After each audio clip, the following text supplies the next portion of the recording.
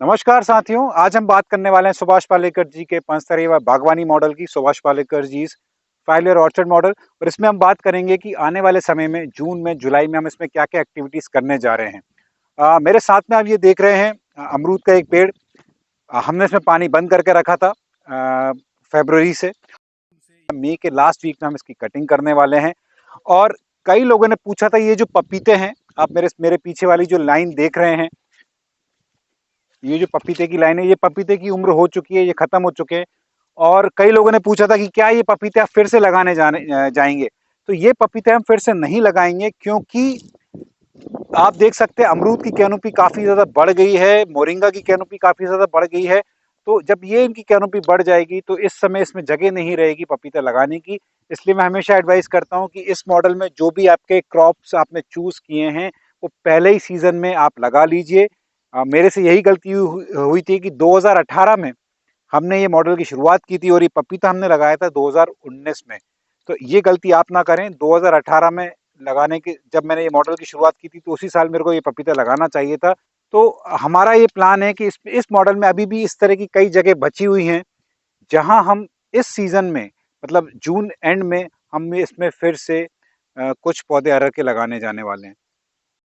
तो साथियों, मोस्टली ये जो वाली आप लाइन देख रहे हैं, इसमें हमने पपीता लगाया था। तो हो सकता है इस वाले पूरी लाइन में हम तुअर यानी अरहर हम इसमें लगाने जाने वाले हैं।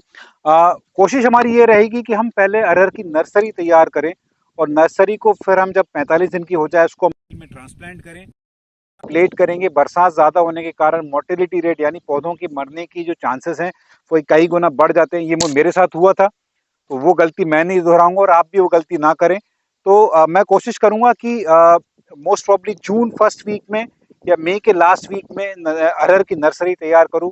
और जब वो 45 दिन के पौधे हो जाएं, पौधे जब थोड़े मजबूत हो जाएंगे, तो हम इसको मेन फील्ड में ट्रांसप्लांट करेंगे।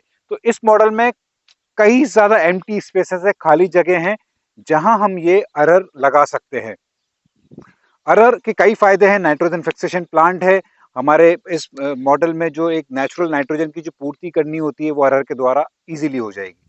साथियों, इसमें इस मॉडल में अगर आपको सक्सेसफुल होना है, इस मॉडल से आपको ज्यादा से ज्यादा पैसा कमाना है, तो मेरा यही सजेशन रहेगा कि इस मॉडल में ये जो स्पेसेस आपकी हैं, मतलब 24 बाय 24 फीट का ये बागवानी मॉडल है, तो कोशिश करिए कि आप इस मॉडल में, इस मॉडल का जो भी एरिया है इसका ऑप्टिमम यूटिलाइजेशन करें। यानी कि कोई भी जगह आपकी इसमें खाली ना रहे। ये मेरा लिए मुख्य, मतलब फसल नहीं थी, मेरे मुख्य फसल कुछ और थी, इसलिए उतना ध्यान में नहीं दे पाया।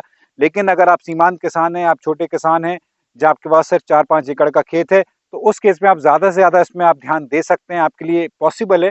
तो उस केस में आपको ये करना है कि इस मॉडल में कोई भी जगह आप खाली ना रहे।